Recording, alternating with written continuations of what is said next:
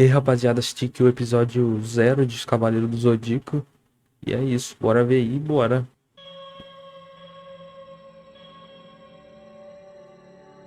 Nos antigos tempos mitológicos, o mundo era regido pelos deuses. Atena, a deusa da guerra, era a governante da terra. O regente do mundo dos mortos era o imperador Hades. O céu era dominado pelo todo-poderoso Zeus. E nos mares, Poseidon era o grande monarca. Dizem que essas divindades lutaram inúmeras vezes entre si pela soberania do planeta. Durante os colossais combates entre os deuses, jovens arriscavam a própria vida, lutando para defender Atena, a guardiã da terra. Eles eram chamados de cavaleiros, os guerreiros da esperança, e enfrentaram as terríveis entidades que ameaçavam a Terra desde a era mitológica. Nos tempos atuais, Atena reencarnou como Saori Kido, e jovens de verdadeira força e coragem se reuniram novamente para protegê-la. Os Cavaleiros do Zodíaco, Episódio 0, versão do Brasil. Esta é a história dos jovens que arriscaram suas vidas para proteger a Terra. Pô, acabou rapidinho o bagulho, eu pensei que ia ter a abertura toda. Entre todos os defensores de Atena, os Cavaleiros de Ouro se distinguem dos demais por possuírem uma força excepcional. E dentre todos os 12 guerreiros dourados, Saga de Gêmeos era conhecido como o mais poderoso dos Cavaleiros de Ouro e por possuir um coração puro. Isso o levou a ser indicado como candidato ao próximo mestre do santuário. Saga tinha um irmão gêmeo, Canon. E Canon propôs a Saga para que matassem Atena ainda bebê, para eles tomarem o controle da Terra. O Cavaleiro de Gêmeos não quis dar ouvidos ao plano do irmão de coração maligno e o prendeu na prisão do rochedo do Cabo Sunion, de onde, diziam, ninguém era capaz de escapar. Foi assim que os dois irmãos acabaram sendo os grandes responsáveis pelos futuros acontecimentos que abalariam o mundo. No fundo da prisão de rocha, Canon encontrou o tridente de Poseidon. Depois que arrancou o tridente fincado na rocha, ele foi transportado para o templo do Deus dos Mares, nas profundezas do oceano. O espírito de Poseidon foi libertado pelas mãos de Canon, e uma vez livre, o Deus dos Mares encarnou no jovem Julian, o filho pequeno da família Solo, para nele permanecer adormecido até completar seus 16 anos. Canon assumiu o posto de general de dragão marinho e arquitetou um plano para se aproveitar do poder de Poseidon e fazer dele mesmo o deus soberano da Terra. A terra e o mar, os dois mundos serão meus! Por outro lado, as palavras de Canon despertaram o lado maligno de Saga. Ele assassinou Ares, o irmão do mestre Xion, e assumiu o lugar dele. Saga, se fazendo passar por Ares, tentou matar Atena, que acabara de renascer no santuário. Porém, esse ato bárbaro foi impedido pelo homem que também havia sido apontado como outro candidato ao posto de mestre do santuário. Aiorus de Sagitário. Aiorus fugiu do santuário, levando a recém-nascida Atena. Acusado de traição, Aiorus foi intensamente perseguido, até que Shura, de Capricórnio, outro cavaleiro de ouro, se pôs no caminho dele. Aiorus foi gravemente ferido nesse combate, mas conseguiu escapar do santuário com muito custo. O presidente da Fundação Galar, Mitsumasa Kido, estava na Grécia a turismo e, por acidente, entrou nas ruínas próximas ao santuário de Atena. Foi por coincidência que Mitsumasa encontrou Atena, ainda pequena, nas mãos de um jovem à beira da morte. E da boca de um moribundo Aiorus, Mitsumasa Kido ouviu uma surpreendente revelação. As forças do mal estão no santuário e juraram matar este ser inocente. Proteja-o. O santuário? Eu fiz o que pude e consegui trazer o bebê até aqui. Muitos dos cavaleiros foram fascinados pelo poder do mal. Sem o conhecimento do nosso mestre, eu não conseguirei ir mais longe. Por favor, proteja esta menina até ela crescer. Esta menina é a reencarnação da deusa Atena, que Deus envia sempre que o mal tenta dominar o mundo. Mais cedo ou mais tarde, cavaleiros muito corajosos vão lutar ao lado da deusa Atena para garantir a sua segurança. Eles lutarão até a morte para salvar o planeta dos horrores que a ameaçam. E quando um valoroso cavaleiro se destacar entre eles, entregue a ele esta armadura de ouro, a armadura sagrada de Sagitário. Você está bem. Resista, seja forte. Eu, Mitsumasa Kido, prometo cuidar dela e também da armadura. Mudaram a voz dele nesse episódio, bagulho aí. É a mesma dubladora do terceiro Hokage lá de Naruto.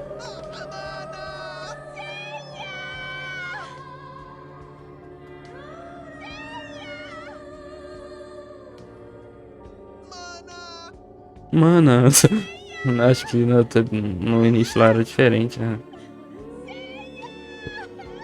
Ele falava Seika, né? Uma vez de volta ao Japão, Mitsumasa Kido adotou a recém-nascida como sua neta e a batizou de Saori Kido. Enquanto criava Athena, ele também juntou crianças do mundo inteiro e os treinou rigorosamente com o objetivo de transformá-los em cavaleiros. Baixo, o único caminho que nos resta agora é sermos cavaleiros.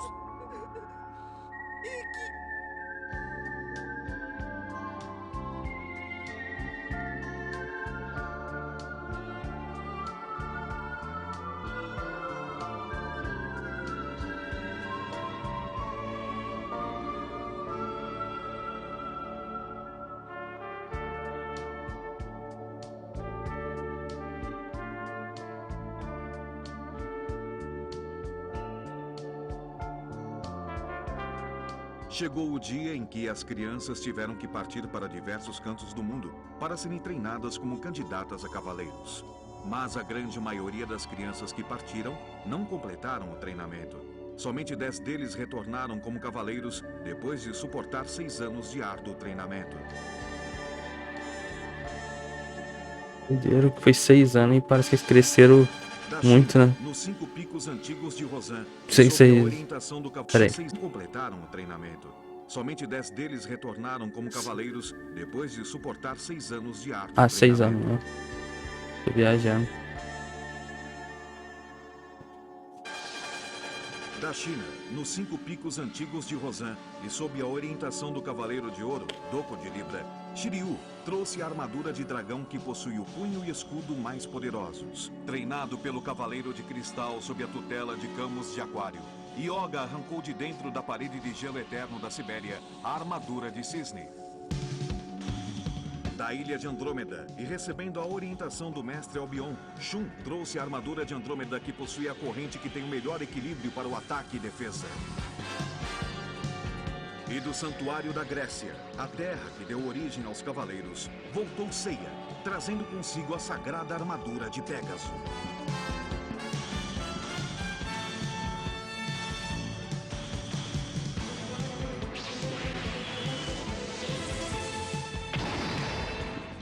Saori assumiu a vontade de seu falecido avô e organizou a Guerra Galáctica, um torneio de lutas que reuniu os garotos que voltaram como cavaleiros.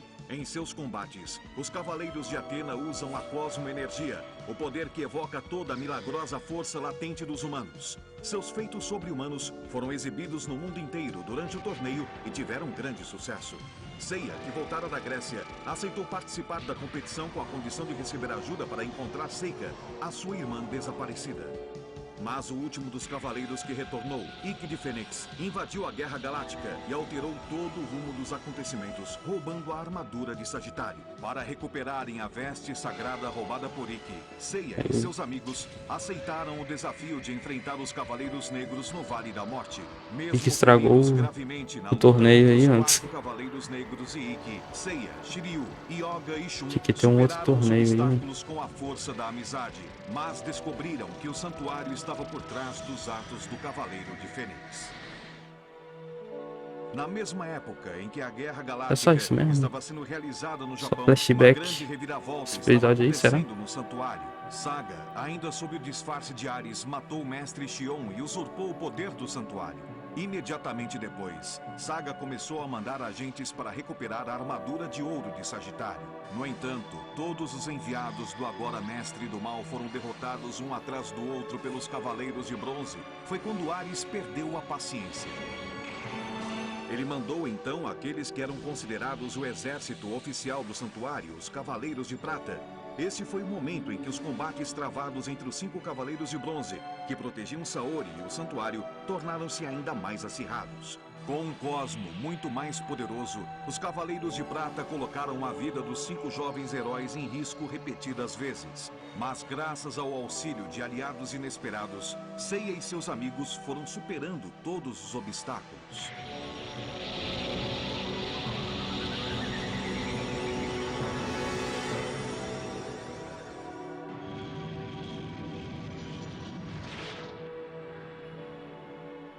Ao descobrir que era a encarnação de Atena, Saori tomou a decisão de ir até o santuário acompanhada dos Cavaleiros de Bronze para desmascarar o Mestre Ares e recuperar o equilíbrio no mundo. Sigam-me, por favor. As 12 casas do santuário. No caminho que dá até a sala do mestre existem 12 casas que representam os 12 signos do zodíaco. Ao redor de cada uma, existe uma barreira poderosa que impede até mesmo que alguém use poderes telecinéticos. Devido a isso, aquele que quiser chegar até a sala do mestre ou ir mais além, até o templo de Atena, terá de ir a pé, pois este é o único meio permitido. Mas em cada casa, há um cavaleiro de ouro como guardião. Eles protegem este caminho de qualquer invasor. Se não pudermos tirar a flecha dourada do seu peito daqui a 12 horas...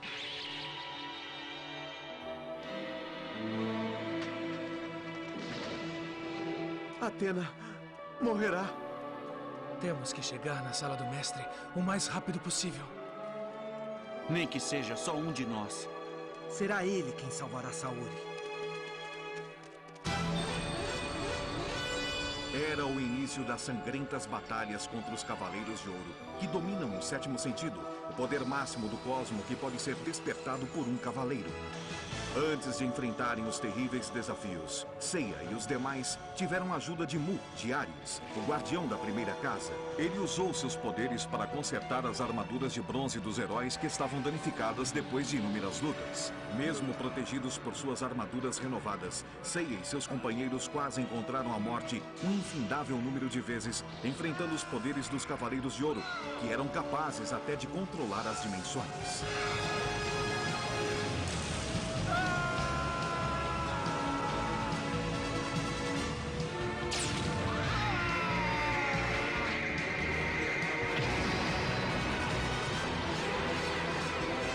Prepare-se para morrer. As batalhas mortais contra os Cavaleiros de Ouro ajudaram a elevar a cosmoenergia dos corajosos amigos, até que finalmente começaram a despertar o 7º sentido. Ava Fênix!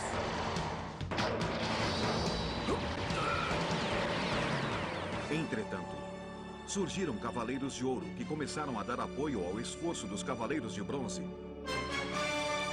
Seiya e seus amigos não eram os únicos que tinham dúvidas quanto às reais intenções de Ares.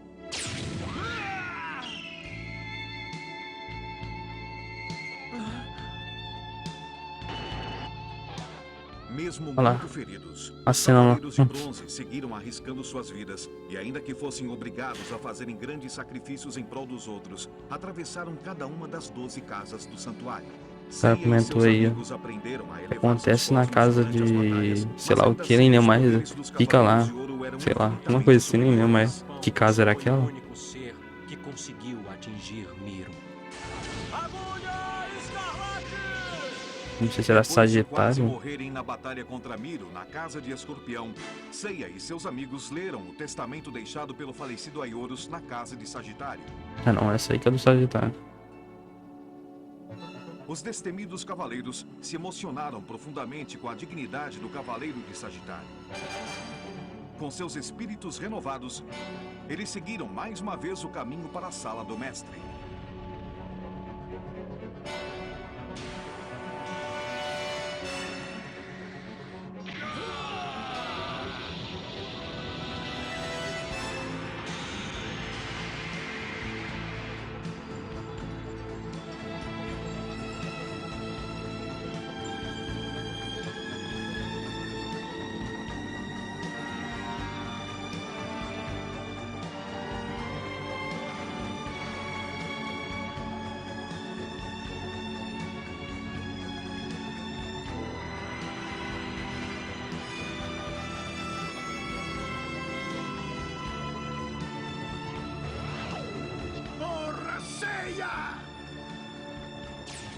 Depois de muito sacrifício, Seiya chegou até a sala do mestre e lá encontrou Saga, o mais poderoso dos Cavaleiros de Ouro, consumido pela maldade. Que é isso? Mesmo em plena luta contra Saga, o Cavaleiro de Pégaso alcançou milagrosamente o Templo de Atena e salvou a vida da deusa usando o escudo de ouro. Recuperada do efeito da flecha, Atena salvou a vida de Shiryu, Yoga e Shun, para depois caminhar até o templo seguida pelos Cavaleiros de Ouro remanescentes. Recebendo a ajuda dos cosmos de seus amigos, Seiya reuniu as forças que ainda tinha para queimar a última chama de Cosmo e atingir Saga com seus punhos.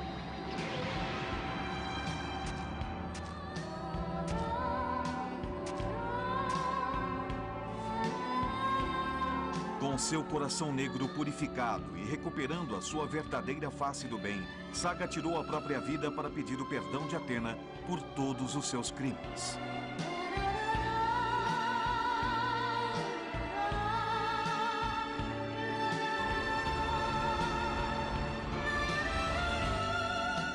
As armaduras de bronze danificadas depois da Batalha das 12 Casas foram recuperadas graças a Aioria, Miru, Aldebaran, Shaka e Mu.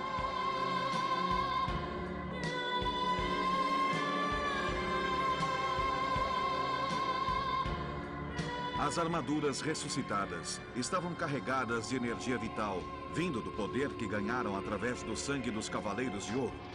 Mas ninguém sequer imaginava que o poder das novas armaduras de bronze seria colocado à prova em novas batalhas mortais que estavam por começar.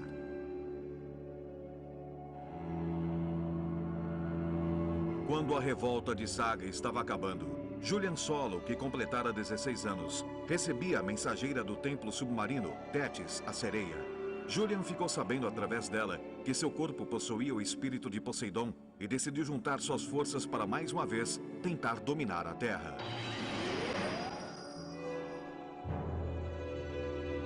O primeiro movimento estratégico de Poseidon foi controlar Hilda, a representante na Terra do deus nórdico Odin, através do Anel de Nibelungo. Ele ordenou à Senhora de Asgard que atacasse as forças do santuário no lugar dele. Logo, os 8 guerreiros deuses que se equiparavam em poder aos Cavaleiros de Ouro estavam reunidos. Seiya e os Cavaleiros de Bronze tiveram que enfrentar mais esses poderosos inimigos. Durante a tensa batalha travada contra os guerreiros deuses, lá nas terras geladas do extremo norte da Europa, Seiya usou os poderes das 7 safiras de Odin e conseguiu despertar a lendária Armadura de Odin. Usando a vestimenta divina e empunhando a espada Balmung, Seiya foi capaz de libertar Hilda do controle maléfico do Anel de Nibelungo. Isso parecia ter posto um fim na ameaça que afligia a Terra.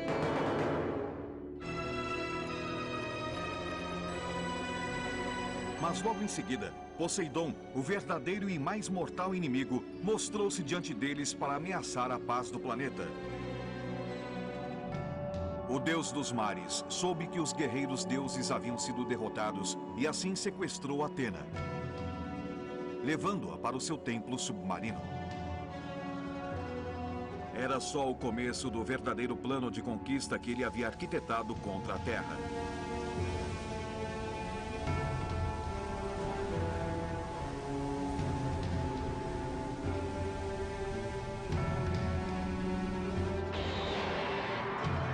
Ao saber dos planos de Poseidon, Atena entrou no grande suporte principal que sustentava os 7 oceanos.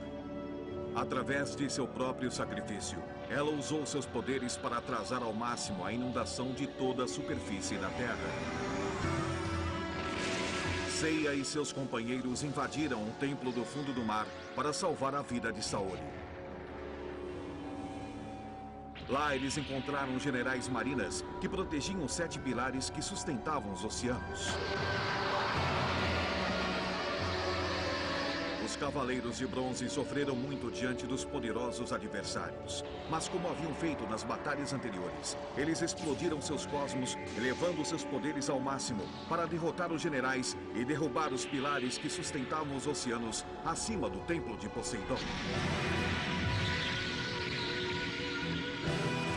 E Nick também foi até o templo submarino para ajudar seus amigos e teve que encarar o general Dragão Marinho. O Dragão Marinho, que era o verdadeiro mentor por trás dos planos de Poseidon, tirou seu elmo diante de Fênix, revelando ser Canon, o irmão gêmeo de Saga. No entanto, Poseidon começou a despertar a sua verdadeira consciência e sua cosmoenergia ia aumentando sem parar, o que ia contra os planos arquitetados por Canon. Os golpes de Seiya e até mesmo a flecha de Sagitário eram inúteis contra a verdadeira força do deus dos oceanos. Quando Pégaso estava em perigo, Yoga e Shiryu vestiram as armaduras de Aquário e de Libra, que vieram milagrosamente do santuário para ajudá-los.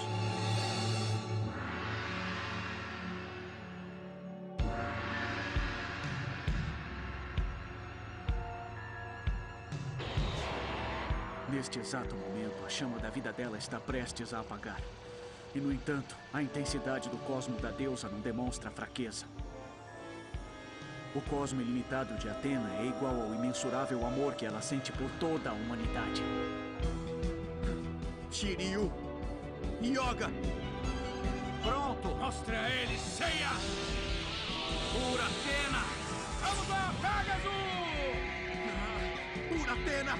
Aurora do Dragão! Trovão, Aurora! Ataque!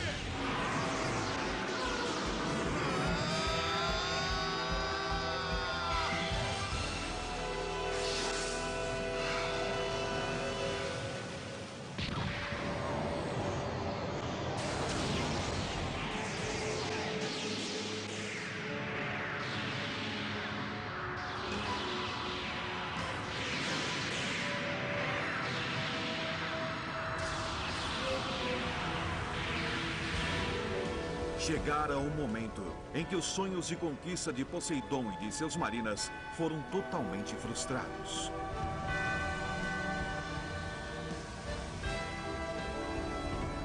Seiya.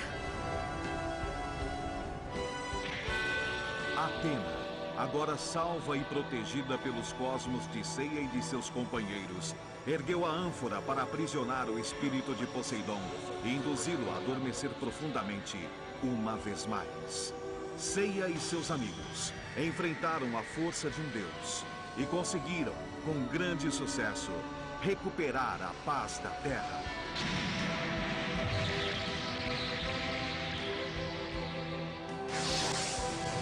Até agora, né? Porque aí vai vir um Poseidon, né?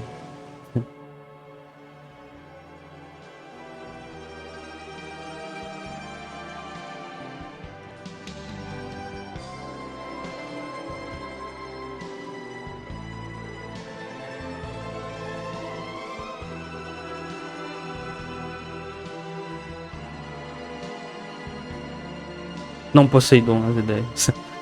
Do nada é o Hades, né?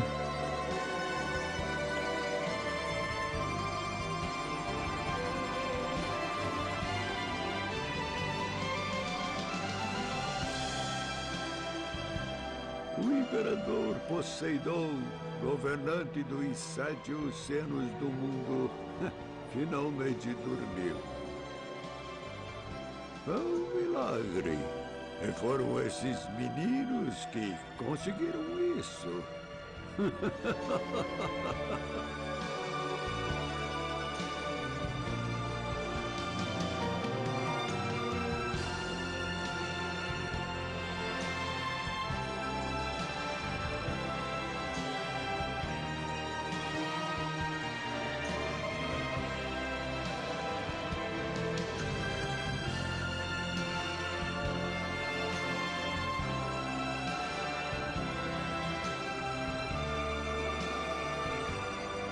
Quando a Terra estiver sendo ameaçada pelo mal, sempre aparecerão os Cavaleiros de Atena.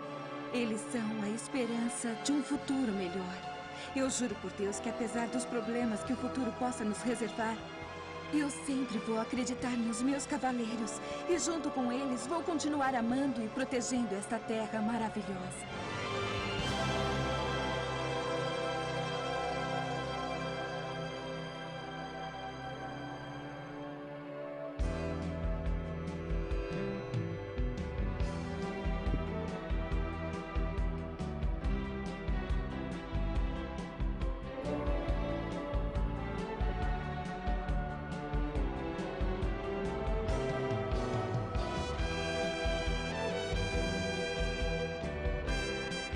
Será que precisava mesmo ver isso aí? Sei lá.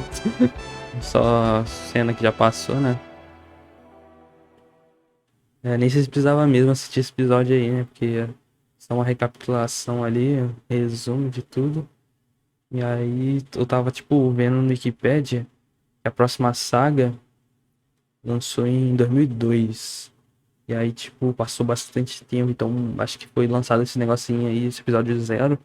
Foi lançado junto, mais ou menos, aí, o próximo, assim. Que talvez, né? Porque passou bastante tempo, né? E aí deve ser isso, né? Sei lá. E aí eu tava comparando aí, tipo, mesma data de que lançou Naruto clássico no anime. Aí, tipo, aí eu fiquei vendo assim, tava lá no Wikipedia. Aí na data que chegou no Brasil também foi em 2007 ou 2008, que eu não tô lembrando direito que eu vi assim. Eu vi esse, caraca, a mesma data mesmo. Os animes foram lançados no mesmo ano e chegaram no Brasil também no mesmo ano. Uma doideira. Mas é isso. Bora assistir o próximo em breve aí. Valeu, falou!